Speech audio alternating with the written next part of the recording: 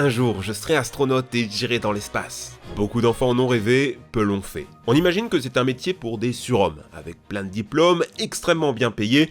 Tout ça, c'est des idées reçues. On va donc débunker 8 des plus grands mythes sur les astronautes. Il faut avoir un corps parfait pour devenir astronaute. Un de mes films favoris, c'est Bienvenue à Gattaca, l'histoire d'un homme qui rêve de devenir astronaute, mais qui doit surpasser des hommes parfaits, génétiquement modifiés, alors que lui ne l'est pas. Et c'est vrai que les astronautes ont l'air d'être des surhommes, mais est-ce que c'est si vrai? On pourrait penser qu'il faut une vue parfaite, mais non, on peut porter des lunettes. Niveau taille, niveau âge, là encore c'est assez large. Le plus vieil astronaute avait même 77 ans. Cette idée d'astronaute invincible nous vient des années 50 et du projet Mercury.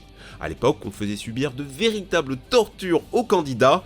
Pendant 6 jours et 3 nuits, ils ont enchaîné exercices de dépressurisation extrême, plusieurs heures dans des pièces à 54 degrés, ou accélération où il est interdit de s'évanouir. Sur 508 candidats, seuls 18 n'ont pas abandonné, 7 ont été sélectionnés. Pendant quelques années, les entraînements extrêmes ont continué. Il y en a eu dans le cratère d'une bombe atomique qui avait explosé 3 ans plus tôt. On a aussi lâché des astronautes dans la toundra et dans la jungle des Philippines, sans provision ni instruction, sinon de survivre. Aujourd'hui, c'est quand même un peu plus chill. Une youtubeuse a même pu suivre une grosse partie de l'entraînement.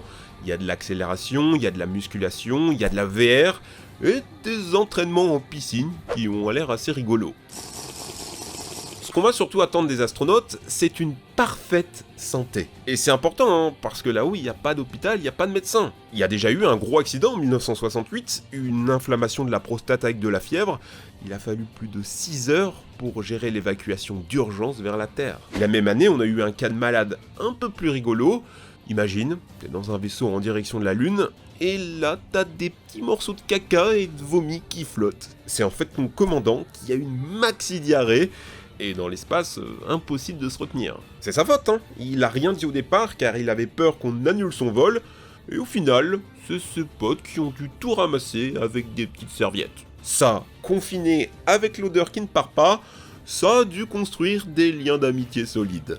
Il faut un bac plus 15 pour devenir astronaute. Disons-le, astronaute n'est pas fondamentalement un métier, ça désigne juste quelqu'un qui voyage dans un vaisseau spatial. Y a pas un seul type de profil, tu peux être médecin, biologiste, volcanologue ou informaticien, un simple bac plus 5 suffit. Par contre, historiquement, vaut mieux avoir une expérience militaire dans l'aviation. Les 7 premiers astronautes étaient tous pilotes d'avions de guerre, Neil Armstrong lui-même, 15 ans avant d'être le premier homme sur la Lune, il bombardait des Coréens. Il n'y avait pas de scientifiques civils et encore aujourd'hui, plus de 60% des astronautes américains ont fait des écoles militaires ou ont servi dans l'armée. Jamais vu un tas de merde aussi haut que ça! Jasmine Moghebli, qui vient d'être recrutée par la NASA, elle est diplômée en ingénierie spatiale au MIT et c'était une pilote d'hélicoptère pendant l'Afghanistan. Elle a le tiercé gagnant, ingénieur, pilote, militaire. En Europe, c'est un peu plus doux. Thomas Pesquet, par exemple, notre spationaute français, il a fait une prépa pour devenir ingénieur aéronautique et en même temps il était pilote d'avion de ligne dans le civil. C'est avec ce genre de CV sans faute qu'on se donne les chances d'y arriver et ça, il l'a construit sur 15 ans de sa vie. C'est pas tant qu'il faut avoir beaucoup de diplômes pour être astronaute, c'est qu'il faut réunir pas mal de compétences qui ne s'improvisent pas. Un truc tout bête, avoir appris le russe. C'est une des langues officielles de l'ISS, donc il faut obligatoirement savoir le parler. Après, tu peux toujours l'apprendre pendant ta formation, mais je te rappelle que tu as beaucoup de concurrents face à toi. Rien que le dernier recrutement de la NASA, c'est 18 000 candidats sérieux, seuls 12 ont été sélectionnés. En Europe, c'est bien simple, il n'y a pas eu de recrutement depuis 10 ans. Mais, vous avez une alternative pour devenir astronaute, être riche. Pour 20 millions de dollars, 7 personnes ont pu passer quelques jours dans l'ISS en tant que touristes. Il y en a même un qui a essayé de faire passer ça en frais de société et qui s'est fait épingler par le fisc. C'est une bonne situation ça, astronaute ? Bah, c'est vrai ça. Est-ce que les astronautes gagnent mieux leur vie que des youtubeurs? Ben, presque pas. Thomas Pesquet, par exemple, toucherait un salaire de 7 900 € par mois, plus des primes quand il travaille le week-end. Ce qui est le cas dans l'espace, on respecte le code du travail. Les Américains sont pas forcément mieux lotis, entre 6 et 13 000 $ par mois. Ce qui fait que, ça a été calculé, les 2 heures qu'a passé Armstrong à marcher sur la Lune auront été payées 33 $. Un autre aspect qu'on oublie, c'est qu'un astronaute, ça va pas souvent dans l'espace. On y retourne même rarement. Ça veut dire que tu bosses 10 ans de ta vie pour passer quelques jours dans l'espace. Et après, tu fais des jobs dans un bureau. Vraiment, hein, tu fais de la formation, de la recherche, de l'aide au centre de contrôle, tu redeviens un ingénieur comme les autres. Ça, certains le supportent pas. Et comme Buzz Aldrin, ils peuvent tomber dans la dépression et l'alcoolisme, ce qu'on appelle le Space Blues. Pourtant, ils ont déjà beaucoup de chance, car beaucoup d'astronautes n'iront tout simplement jamais dans l'espace. Certains attendent plus de 21 ans avant de pouvoir partir, d'autres voient leur vol annulé au dernier moment. Ainsi, Ed White aurait dû marquer l'histoire en devenant le premier Afro-Américain dans l'espace. Eh ben non, un changement de président et son rêve s'est envolé. Ça l'a tellement dégoûté qu'il a quitté la NASA et qu'il est devenu sculpteur. L'espace, ça a l'air trop cool. Qu'est-ce que vous feriez, vous, à peine arrivé dans l'ISS ? Vous auriez envie de tourner partout, de faire plein d'expériences. Ah, ça va pas se passer comme ça. D'abord, parce que comme tout le monde, vous aurez la nausée, et surtout, l'ISS est un enfer à vivre. Et je vais vous le prouver avec 7 exemples. D'abord, manger dans l'espace, c'est pas cool. On sait qu'on n'est pas là pour se régaler. Le premier vrai repas pris par un astronaute, c'était ça, une bouillie de bœuf et de légumes dans un tube à dentifrice. Même un truc aussi bon que des cookies, ils ont trouvé un moyen de les enrober dans de la gélatine infâme. Et c'est normal, il y a des contraintes. D'abord le prix. Chaque kilo supplémentaire coûte extrêmement cher à envoyer dans l'espace. Un simple paquet de M&M's, c'est plus de 1 000 € à mettre en orbite. C'est pour ça que tout est déshydraté au maximum. Aussi, il y a la contrainte des miettes qui peuvent abîmer les ventilations, donc pas de sel, pas de poivre, pas de pain, rien de friable. C'est pour cette raison que la fameuse glace des astronautes n'a jamais été mangée dans l'espace. Aux États-Unis, il y avait eu ce coup marketing de vendre ces glaces déshydratées comme le dessert qu'on mangeait sur la Lune. C'est faux, trop friable et à l'époque, il n'y avait pas de frigo dans les vaisseaux. Aujourd'hui, quand même, ça a bien changé. On a déjà vu des astronautes manger des hamburgers, des ramen, des plats gastronomiques, des noix, et même se faire une petite pizza spatiale. Malheureusement, ça sert à rien. Le goût est altéré en apesanteur. Le dé est bouché comme quand on est enrhumé, donc tout paraît fade. C'est pour ça d'ailleurs que les astronautes adorent les plats épicés, au moins ils ressentent quelque chose. Deuxième inconvénient, pas d'alcool dans l'espace. Histoire de rester sobre, mais surtout ne pas polluer le système d'eau. Je vous rappelle que les astronautes doivent recycler l'eau et donc reboire leur pipi filtré. Plein d'astronautes ont quand même déjà outrepassé cette règle, et pour vous dire, il existe une bouteille de champagne buvable en apesanteur, au cas où, on sait jamais. Notez que boire de la bière ou du coca dans l'espace est assez dangereux, puisqu'on ne sait pas rôter pour évacuer les gaz, ce qui provoque ce qu'on appelle des rots humides. En gros, ils vomissent. Troisième inconvénient, l'hygiène dans l'espace, c'est pas cool. Vous n'avez pas de douche, juste des lingettes. Pour faire popo, c'est au-dessus d'un aspirateur. Vous avez même une caméra pour vous aider à bien positionner le petit trou. Des toilettes sont déjà tombées en panne, ce qui a obligé les astronautes à tout faire dans des petits sachets. Aussi, quand vous êtes en combinaison, vous avez des couches. Alan Shepard a dû suriner dessus avant son décollage, qui avait du retard. Pareil quand vous faites une sortie extravéhiculaire de 6 heures sans pouvoir aller aux toilettes. Imaginez-vous que derrière ces jolies images, il y a des mecs qui ont la couche pleine. Anecdote marrante, à une époque, on évacuait tous les déchets dans l'espace. Il y a encore du caca gelé qui vole au-dessus de vos têtes. Mais faire ça, ça a posé de gros problèmes. Sur la station Mir, les panneaux solaires avaient perdu 40% de leur efficacité. Donc, on est allé voir.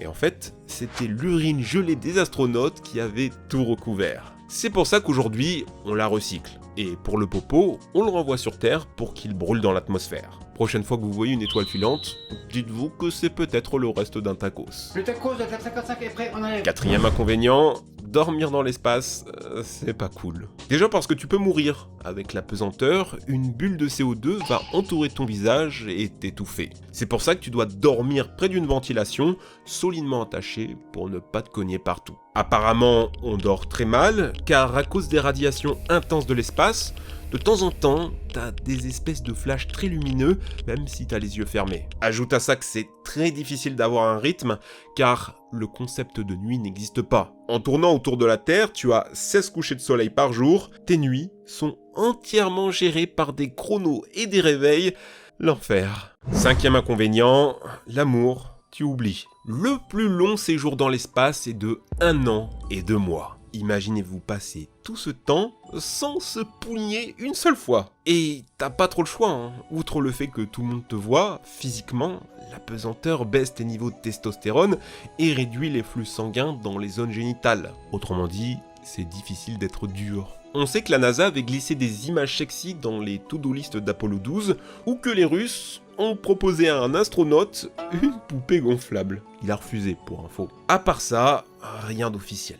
L'amour dans l'espace est un sujet tabou. Pourtant, il y a déjà eu des couples. À un moment, tu dois bien avoir la tentation d'être le premier humain à faire l'amour là-haut. Peut-être. Mais la NASA ne dira jamais rien à cause du puritanisme. Imaginez les gros titres. Les impôts des croyants américains dilapidés par les libéraux pour créer des backrooms au-dessus de nos têtes. Ça serait le scandale. Du côté des Russes, il y a 2 rumeurs qui ont été relayées dans la presse, mais les intéressés ont toujours démenti. En même temps, ça aurait été des adultères, vu qu'ils étaient tous mariés sur Terre. Donc on sera jamais. Il y a aussi des rumeurs, toujours relayées dans la presse, comme quoi la NASA avait créé un Kamasutra de l'espace pour anticiper le futur de la colonisation. Bon, ça serait super utile, hein, mais la NASA a démenti, ajoutant qu'à ce jour, les seuls à s'être reproduits dans l'espace, c'est eux, des petits poissons médaka envoyés dans l'ISS. Sixième inconvénient, l'ennui. Bah oui, y a pas grand chose à faire. Tu passes ton temps à faire le ménage, à faire des check-ups de sécurité, toujours les mêmes. T'as 2 heures de sport obligatoires tous les jours pour te maintenir en forme, le tout chronométré par la NASA qui gère ta journée de A à Z. Pour tuer l'ennui, certains lisent, certains se déguisent en gorille, d'autres se rematent l'intégralité de Game of Thrones 2 fois. Septième et dernier inconvénient, ta santé. Parce que oui, c'est pas bon d'être dans l'espace. Le niveau de radiation y est 100 fois plus élevé que sur Terre, ça provoque des diarrhées, des vomissements et des risques de cancer ou de stérilité. À cause de la pesanteur, ta masse musculaire diminue, tes os deviennent plus fragiles et tu peux même perdre la vue. En effet, la pression du sang dans les globes oculaires les aplatisse et les inflamme, si bien que John Phillips, qui a passé 6 mois en mission, au départ il avait 20 sur 20 sur chaque œil, à son retour, il devait porter des lunettes. La station spatiale reste un lieu dangereux, avec des risques d'électrocution ou d'incendie. C'est arrivé une fois en 1997 dans la station Mir. Au dire des astronautes, le feu en apesanteur serait terrifiant. Les dangers peuvent aussi venir de l'eau. Un astronaute a eu une fuite dans sa combinaison pendant une sortie extravéhiculaire. Il a failli se noyer. Imaginez votre casque plein d'eau, vous pouvez pas l'ouvrir ni réentrer dans le vaisseau. Ça devait être assez horrible à vivre. Les astronautes sont là-haut pour la science. L'ISS est l'un des projets les plus chers jamais conçus par l'humanité. 150 milliards de dollars, 22 ans de bons et loyaux services qui vont bientôt toucher à leur fin. En 2024, l'ISS s'arrêtera de fonctionner. On pourrait choisir de la vendre à une compagnie privée ou à en faire un musée spatial, mais il y a quand même de fortes chances qu'on finisse par la détruire avec un crash en mer, comme on a fait pour les stations spatiales précédentes. Alors, pourquoi avoir construit ça ? La science, bien sûr. Il y a eu quelques expériences intéressantes, mais leurs bilans sont plutôt décevants au regard des attentes. L'intérêt du projet est donc ailleurs, et il est avant tout politique. Déjà, l'ISS n'est pas un vaisseau unique, c'est la réunion d'un vaisseau russe et d'un vaisseau américain, tous les deux indépendants. C'était là pour symboliser la fin de la guerre froide, c'est vrai, mais c'est aussi une façon pour les pays de se surveiller mutuellement et stopper la concurrence spatiale. Preuve des enjeux politiques qu'il y a là-haut, les Chinois sont bannis de l'ISS à cause des Américains, qui ont peur de l'espionnage. Ils gardent jalousement les technologies de leur pays, et la présence de leurs astronautes, c'est aussi là pour surveiller. L'espace, c'est aussi un moyen de communication, et un moyen de communication pour des marques sur Terre. Les astronautes ont dû faire plusieurs publicités pour des nouilles instantanées, pour du lait, pour Pizza Hut, Coca bien fraîche à Cannes. pour Pepsi, pour du parfum. On trouve des financements comme on peut. Mais le plus intéressant, c'est la communication des États. L'ISS s'est assumé, c'est là pour faire rêver les enfants. Leur donner envie de devenir scientifiques et donc aider leur nation. Quand on envoie des autres dinosaures dans l'espace, ça sert à rien, hein, mais ça fait un titre de journal incroyable qui rend fou tous les gamins. Un peu comme la guerre, l'ISS permet aussi de justifier des budgets d'innovation, genre construire un bras robotique ultra précis. Sans l'ISS, on se serait peut-être pas motivé à le faire. Or, on s'est rendu compte en l'utilisant dans l'espace que ça pouvait aussi servir en chirurgie sur Terre. Plus récemment, l'espace est aussi devenu un enjeu de représentation. Le prochain astronaute qui marchera sur la Lune en 2024, ça sera une de ces femmes. La première de toutes. Son visage deviendra un symbole marquant l'histoire de l'humanité tout entière. Les derniers recrutements d'astronautes vont d'ailleurs dans ce sens, avec beaucoup plus de représentativité que les années précédentes, car oui, la NASA est autant politique que scientifique. On peut tuer dans l'espace. En 2019, le premier crime spatial a eu lieu. L'astronaute Anne McClain a été accusée par son ex-femme d'avoir accédé illégalement à ses comptes bancaires depuis l'espace. C'était une accusation mensongère, mais ça a fait débat. Qui peut juger d'un crime spatial? Pour avoir la réponse, pas besoin d'aller bien loin. Les océans, les hautes mers sont déjà des Far West où meurtre et esclavage sont monnaie courante. Techniquement, tu devrais être jugé par le pays du navire où a été commis le crime. Dans les faits, c'est les États-Unis qui viennent faire leur loi, et en retour, personne ne peut rien dire. Dans l'espace, c'est pareil. Il y a des traités qui disent que ça n'appartient à personne. Du coup, les astronautes sont en fait soumis à deux lois. D'abord, la loi du module dans lequel ils sont, comme pour un bateau situé dans la partie japonaise de l'ISS, c'est considéré comme une extension du pays. Mais ce qui va primer, c'est la loi du pays d'origine de la personne. Un astronaute américain de 18 ans ne pourra pas boire de l'alcool, alors que l'astronaute français juste à côté de lui pourra. En résumé, si l'astronaute français tue l'américain dans un module japonais, 3 pays pourraient techniquement vouloir faire justice. Ce qui est d'autant plus flippant que certains astronautes sont armés. Non seulement rien ne l'interdit dans l'espace, mais c'est nécessaire en cas d'atterrissage dans une zone hostile. En 2007, on leur avait quand même retiré, mais Poutine a réarmé ses astronautes en 2019.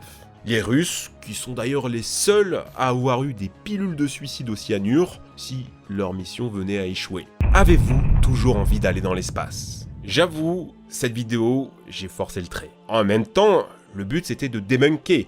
L'espace n'est une utopie que pour ceux restés sur Terre. Dans les faits, c'est dur, c'est ennuyant, c'est sale, c'est dangereux, comme beaucoup de choses dans la vie, une fois les projecteurs éteints. Mais d'un autre côté, imaginez-vous ce que ça fait d'avoir la chance de faire partie de ces quelques humains qui ont pu voir notre Terre depuis la Cupola. Se sentir si petit face à l'immensité du monde, peut-être bien que ça vaut le coup de sacrifier sa vie pour ce jour-là.